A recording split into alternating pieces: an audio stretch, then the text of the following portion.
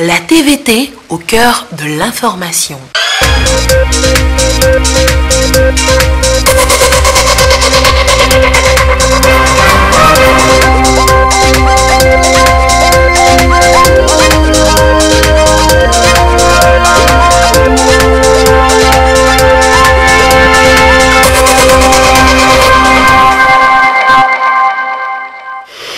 Merci de votre attention. Bonne fête de Pentecôte à tous. Ces célébrations, ce lundi encore dans les paroisses, les fidèles, les chrétiens ont témoigné leur reconnaissance à Christ pour la promesse tenue, la descente de l'Esprit Saint. Célébration à l'église protestante ici, à suivre tout à l'heure en début de journal.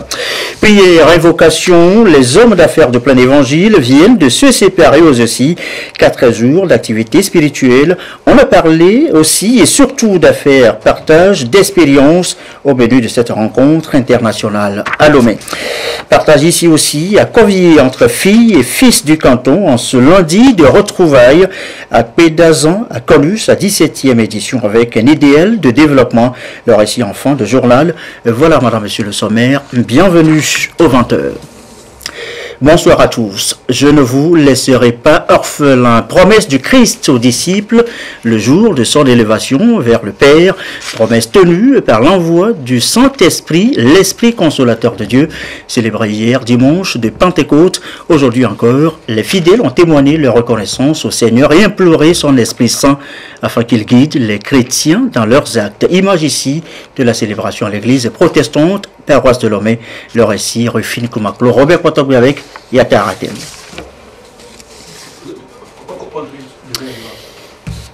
Bien, me fait-on signe, on reviendra donc sur ce sujet tout à l'heure. On poursuit donc avec le deuxième sujet, les agropoles, un concept nouveau ici et surtout dans le monde paysan, d'où cette campagne d'explication à la manœuvre. Le ministre de l'Agriculture, il était notamment vendredi à Kanté puis à Bourou dans la région de la Kara, exercice appuyé par 2 de ses collègues venus en renfort. Le compte rendu de Nestor Moussou. Le ministre de l'Agriculture et de l'Élevage met le paquet. Lui et ses collaborateurs ont accéléré la cadence de la campagne de sensibilisation sur le PRODAT, programme de développement des agropoles au Togo. Kanté, dans la préfecture de l'Akiran, est l'une des étapes de cette campagne.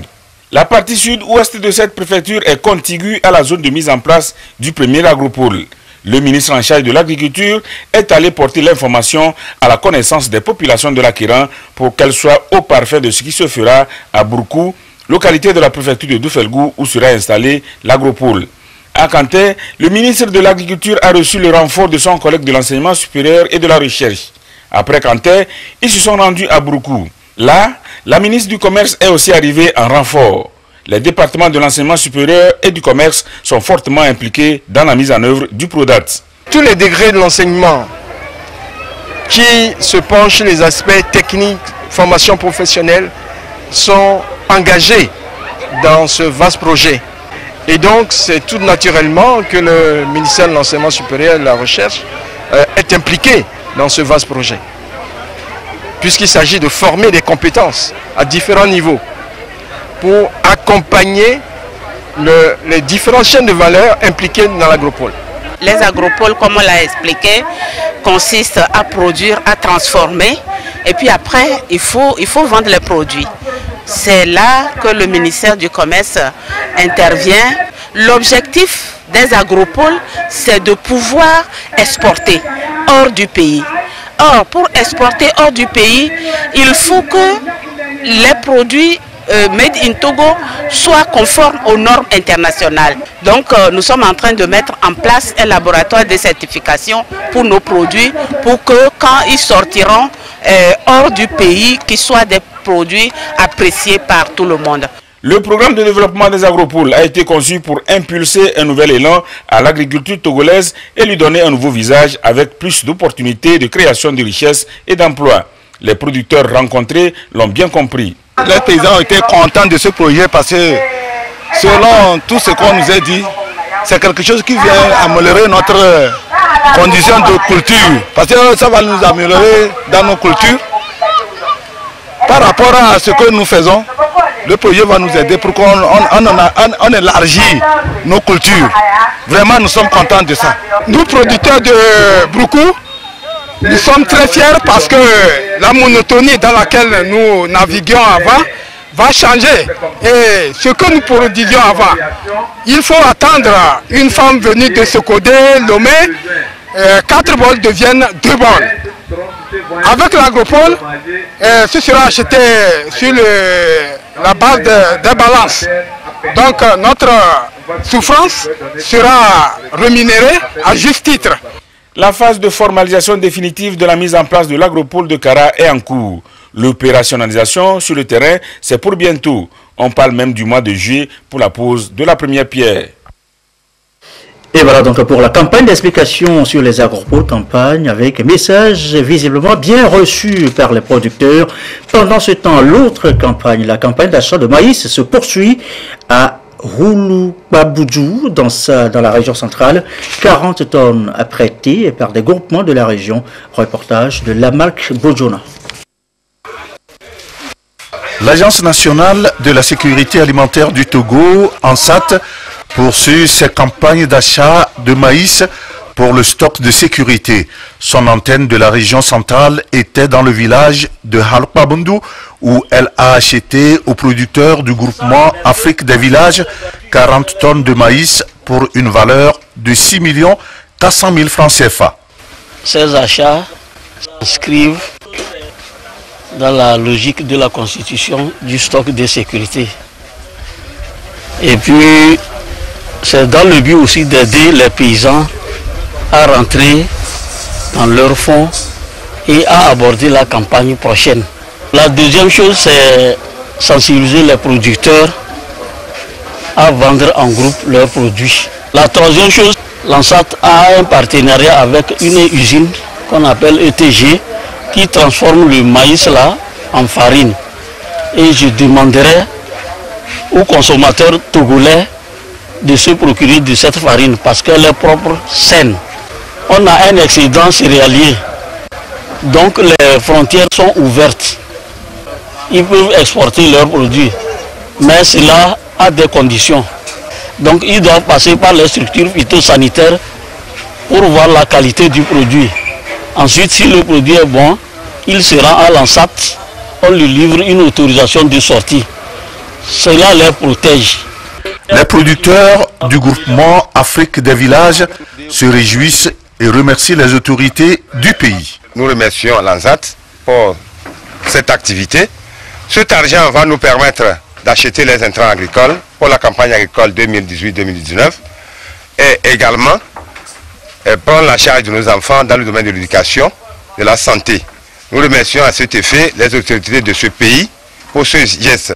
Le directeur régional de l'ANSAT centrale, Nyekpao Aboko, a sensibilisé les producteurs sur la production et la vente de la farine de maïs blanc sur le marché national et international par l'agence et expliqué que cette opération va générer des emplois depuis l'usine à la vente en passant par la manutention et le transport. La campagne d'achat de maïs à Haloupaputu, vous l'aurez compris. Vous êtes membre de la coopérative d'épargne et de crédit des Assemblées de Dieu du Togo. Eh bien, sachez que l'institution a présenté samedi son rapport d'activité, exercice 2017. Alors, que disent les comptes, les cahiers? Eh bien, voilà cela avec Elie Agbanyandao et Rachel Awoku. C'est l'heure du bilan de l'exercice 2017 de la coopérative d'épargne et de crédit de l'Église Assemblée de Dieu, COPEC AD. Ici, les responsables de la microfinance passent en revue les différentes activités menées. Il est question de relever les performances enregistrées et en termes de performance, le bilan n'est pas déficitaire, mais moins positif par rapport aux années antérieures. Les chiffres tels que nous les attendions n'ont pas été tellement au rendez-vous, mais néanmoins, l'année n'a pas tourné au rouge. Nous avions noté une croissance homogène pratiquement sur, au niveau de tous les indicateurs, à savoir les dépôts aujourd'hui qui s'établissent à plus de 15 milliards. Nous glorifions le Seigneur pour cela parce que ces indicateurs parlent de la confiance que la population place en notre institution. Pour corriger le tir, la COPEC AD compte élaborer de nouvelles stratégies, notamment en renforçant le système de recouvrement, mais aussi former ses agents. Améliorer la gouvernance pour que la COPEC puisse avoir des produits qui soient plus rapprochés des besoins réels. Alors nos défis, c'est aussi de rentrer dans le domaine de la technologie assez élevé. Vous savez, il y a beaucoup d'acteurs aujourd'hui qui travaillent avec la finance mobile. Donc nous voulons aussi rentrer dans cette finance mobile-là pour pouvoir améliorer aussi l'inclusivité. Donc la technologie va être assez travaillée donc, dans les années à venir. La COPEC AD, c'est pour tous les Togolais du nord au sud, de l'est à l'ouest. Avec plus de 80 000 adhérents, la COPEC AD ambitionne devenir la plus grande institution dans le secteur des microfinances afin de toucher plus de personnes pour améliorer de manière considérable le niveau de vie des populations. Ouverture ce matin à Lomé de la 6e réunion du groupe des sociétés nationales de la Croix-Rouge du littoral ouest, dénommé West Coast Group. 7 pays au total, dont le Togo, prennent part à cette rencontre de 4 jours. Il sera essentiellement question d'échanger sur les nouveaux mécanismes de recherche de financement. L'objectif, permettre à la Croix-Rouge de mieux assurer sa mission humanitaire. Des précisions avec Rafietou Mbérekou et Clarisse Atiklet. Dans sa mission d'accompagnement des communautés vulnérables, notamment la riposte aux épidémies et aux catastrophes dont elles sont victimes, la Croix-Rouge reste confrontée à certains défis, dont celui du financement. À Lomé, les sociétés nationales de la Croix-Rouge du littoral ouest, formant le West Coast Group, réfléchissent aux nouveaux mécanismes de financement. Ceci pour davantage renforcer les interventions de la Croix-Rouge sur le terrain. Aujourd'hui, pour trouver des fonds pour l'humanitaire, ce n'est pas aussi facile. Donc, il est temps que nous sortions de notre cadre du mouvement international de la Croix-Rouge pour chercher à mobiliser des fonds en dehors, pourquoi pas au niveau des banques, au niveau de tous les secteurs d'activité, à savoir le secteur du privé par exemple, que nous cherchons à mobiliser des fonds dans ces domaines-là. Le thème de cette réunion porte sur l'intégrité au sein de nos sociétés nationales. Ça porte également sur la culture de rendre compte, c'est-à-dire la redevabilité. Et ça porte également sur les nouveaux mécanismes qu'il faut utiliser pour pouvoir mobiliser les fonds. Cette réunion est la 6e où les membres de la Fédération internationale des sociétés de la Croix-Rouge et du Croissant Rouge viennent partager leurs expériences et fédérer les énergies. 191 sociétés nationales constituent aujourd'hui le mouvement international de la Croix-Rouge et du Croissant Rouge avec plus de 60 000 volontaires dans le monde, grâce à qui la Croix-Rouge assure ses missions humanitaires. Fait en revanche pour la 2e édition de la conférence africaine de leadership, rencontre à Lomé des chrétiens de divers secteurs d'activité. Ils sont venus d'ici et d'ailleurs partager des expériences en matière d'affaires et de leadership. Ils ont aussi prié pour la paix, la sérénité dans les pays et c'est sous le label des hommes d'affaires de plein évangile. Le récit, Samuel Debé et Kouissala.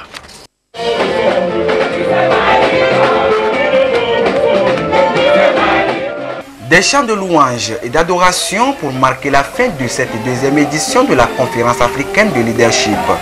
Après 4 jours de travaux à Lomé, les délégations membres du mouvement des hommes d'affaires du plein évangile se quittent sur une note de satisfaction. Pour moi, ça a été un temps où je me suis arrêté pour davantage emmagasiner ce qui vient de très haut pour que je puisse encore continuer la route. Sur le plan spirituel, ça a été un temps de rafraîchissement dans la prière. C'est un plus pour moi en tant que chrétien, en tant qu'homme d'affaires, d'apprendre ces choses parce que vous savez qu'on apprend tous les jours. Et cette 2e édition est venue pour nous, ça a été des temps de révélation. C'est une occasion dont nous avons profité pour adresser des prières à Dieu pour que Dieu intervienne dans la situation du Togo. Et nous sommes sûrs que quelque chose de merveilleux va nous arriver ici au Togo, sur le plan politique, sur le plan économique et surtout sur le plan spirituel. La mobilisation a été forte à cette 2e édition de la conférence africaine de leadership. Au regard de la pertinence des thématiques développées, Le comité d'organisation s'en félicite. En termes de participation, nous avons une mobilisation plus forte que toutes nos conventions nationales. Notre satisfaction également porte sur la qualité des communications que nous avons eues. Au niveau des séminaires, au niveau des plénières, c'était des enseignements, des formations très édifiantes où il y a eu assez d'échanges. Après l'annonce des différentes conventions de la communauté des hommes d'affaires du plein évangile dans les mois à venir, le rendez-vous est pris pour mars 2021 au Rwanda pour la 3e conférence africaine de leadership. Et chrétiens pour le plein évangile, musulmans et non musulmans pour le ramadan pour tous, 2 jours de réflexion là autour du thème la religion au service de l'humanité, initiative de l'association des cadres musulmans du Togo, et c'est Medina Bacha Salami qui nous raconte tout. La 3e édition de Ramadan pour tous a connu la participation des musulmans et non-musulmans. À travers le thème la religion au service de l'humanité, les conférenciers venus de diverses confessions religieuses ont édifié le public sur la notion du pardon, l'éthique et les comportements fondamentaux à la paix et à la cohésion sociale. Aussi ont-ils relevé les avantages, similitudes et nuances des jeunes, qu'ils soient musulmans, chrétiens ou traditionnels. J'ai appris beaucoup de choses. C'était un rendez-vous du donner et du recevoir. Je profite en même temps pour lancer un appel pour cette cohésion que nous avons pu vivre ensemble les 2 jours. C'était génial et je prie le bon Dieu que cette cohabitation puisse se maintenir à l'avenir pour que nous nous côtoyions pour le vivre ensemble et pour le développement socio-économique et religieux dans notre pays.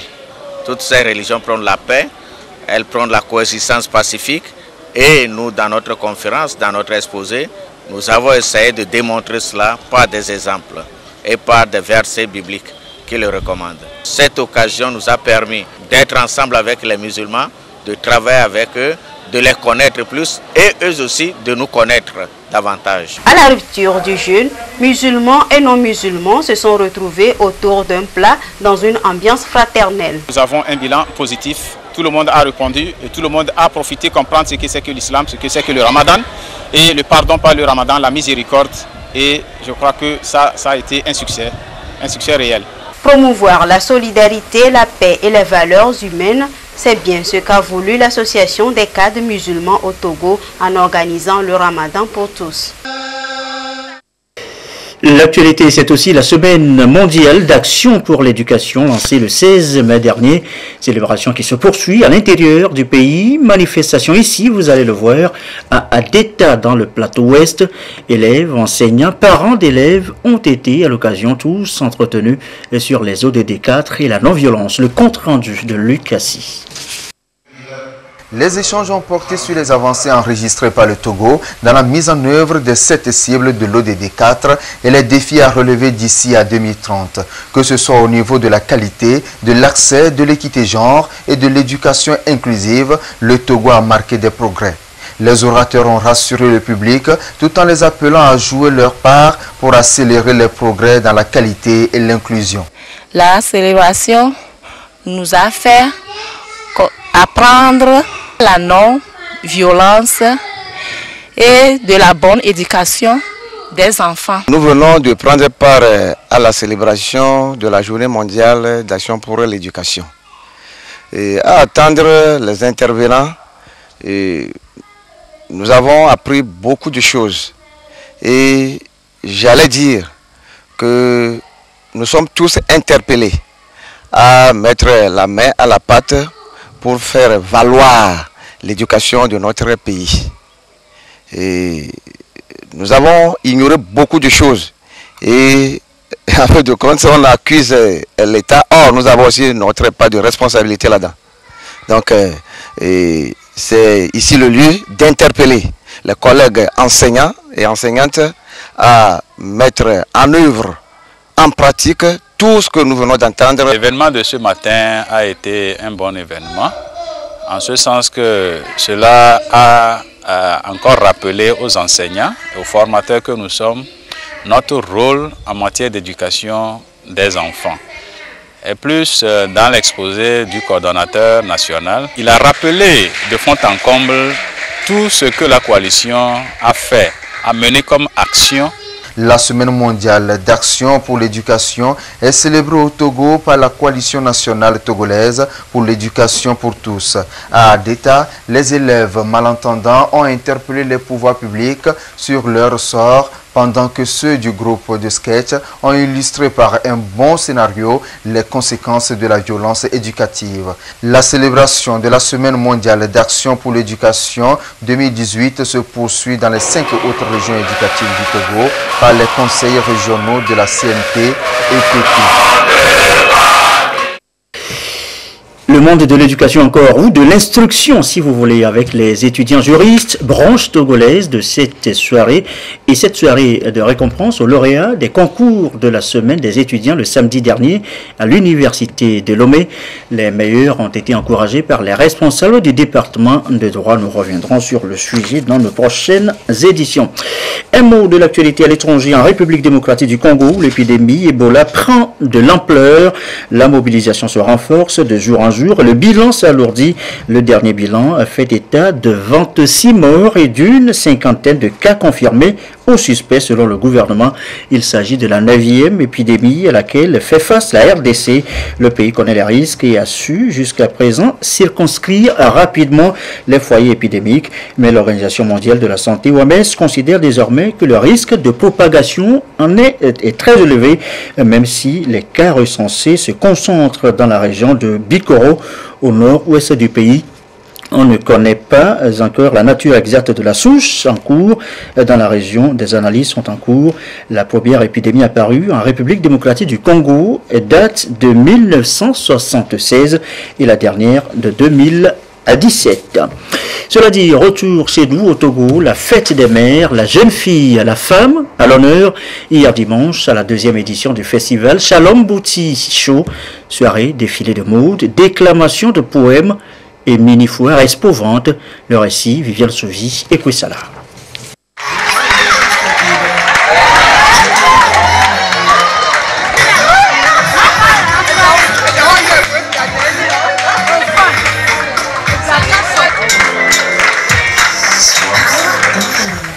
C'est une soirée glamour dédiée à la femme.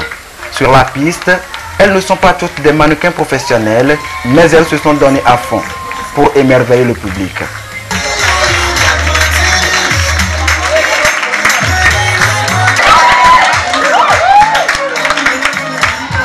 Puis, c'est au tour des enfants.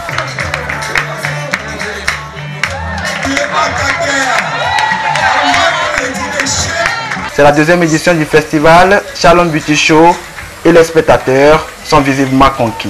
La femme a été honorée. La mère porteuse a été valorisée ce soir. Le festival Shalom Beauty Show est vraiment une réussite. C'est très joli et c'est bon. Moi, à l'année prochaine, je vais encore revenir avec les amis parce que c'est quelque chose qui est fantastique. Shalom Beauty Show est une rencontre d'éducation, de formation et de divertissement. L'événement met à l'honneur le genre féminin. Une occasion offerte aux femmes d'exprimer leur talent caché. C'est un rendez-vous du donner et du recevoir. Il y a l'éducation, il y a l'épanouissement. L'éducation, nous le faisons par des formations, par des conférences. Il y a par exemple, nous avons fait une conférence sur l'autonomisation de la femme, vu sur tous les plans avec des panélistes. Aujourd'hui, il y a une conférence sur la dépigmentation, surtout des femmes enceintes et les conséquences sur les bébés et sur les mamans. Et ce soir, on a l'apothéose, le côté relaxation pour montrer que voilà, nous sommes des mamans, mais ça ne s'arrête pas là. Nous sommes toujours en forme. Nous pouvons encore faire des choses que peut-être des gens n'espèrent pas de nous. Les 3 lauréats du concours de poésie initiés dans ce contest ont été primés à cette soirée apothéose. Shalom Beauty Show, 2e édition, c'est également des rencontres d'affaires et de partage d'expériences entre les professionnels de la mode. Le rendez-vous est pris pour la 3e édition en 2019. Oh mon Dieu et mon roi, c'est le titre du deuxième album, Gospel du pasteur Hyacinthe Natabi de l'église La Grande Grâce, un album de 10 titres dédicacés au cours d'un concert hier, dimanche à Lomé. Retour sur les temps forts de ce concert avec Serge Tastom et Ferdinand Chassoua.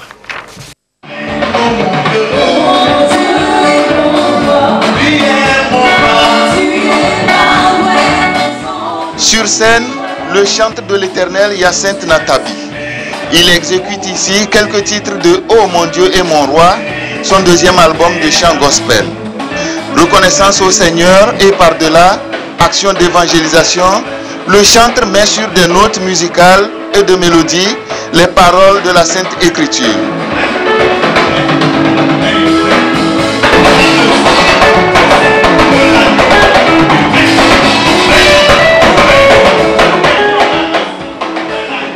Ce deuxième album représente pour moi une consécration, une confirmation vraiment de l'appel de Dieu. Chanter son nom et prêcher sa parole. Quand tu entends quelqu'un crier « Oh mon Dieu », ça veut dire que c'est un étonnement de ce qu'il a fait pour moi. Sans espoir, une vie désordonnée, pécheur, il m'a aimé, il a changé le tournant de ma vie. Ces chants, c'est le vécu quotidien. Parce que son amour est éternel, s'exprime le chanteur Natabi. À jamais, je chanterai le nom du Seigneur, a-t-il poursuivi. Paroles et musique remplies d'émotions et d'interpellations, les amoureux du chant gospel ont plutôt passé un moment de prêche. Vous ne pouvez pas écouter ces chansons sans ressentir un amour pour le Seigneur et qui permet à l'homme d'être à l'aise chaque fois avec Dieu, chaque fois quand il écoute ces morceaux. Et nous remercions le Seigneur qui a voulu que ce soit ainsi. Et je l'encourage aussi parce que la marche sur cette terre est toujours... elle ne s'arrête jamais. On peut aller de l'excellence à l'excellence. Ces chants sont très inspirés et parlants, évangélisants, ces chants. Ce qui m'a retenu le plus de mon temps, c'est le dernier chant qui parle de l'infaillibilité de l'amour de Christ. Je lui souhaite de continuer sur cette lancée, de continuer Dieu avec lui. Oh mon Dieu et mon roi est composé de 10 titres. Au cours de la soirée, plusieurs chanteurs gospel se sont illustrés aux côtés de l'artiste Hyacinthe Natabi. Pasteur de l'église La Grande Grâce, Hyacinthe passe une partie de son temps auprès des personnes en détention à qui il apporte la bonne nouvelle. Et retour à ce lundi de Pentecôte à la fête, retour à la fête, célébration ici à Covier, vous allez le voir en image tout à l'heure dans le Zio, 17e édition de cette fête de retrouvailles à Pédazan, comme on l'appelle sur place, filles et fils du canton étaient encore au rendez-vous cette année. Nous reviendrons sur l'intégralité du reportage que nous propose Sonia Aménico, toujours en cabine de montage. Merci à vous qui nous suivez ce soir à Covier, dans tout le Zio, et comme d'habitude, toujours fidèlement, très belle soirée à vous.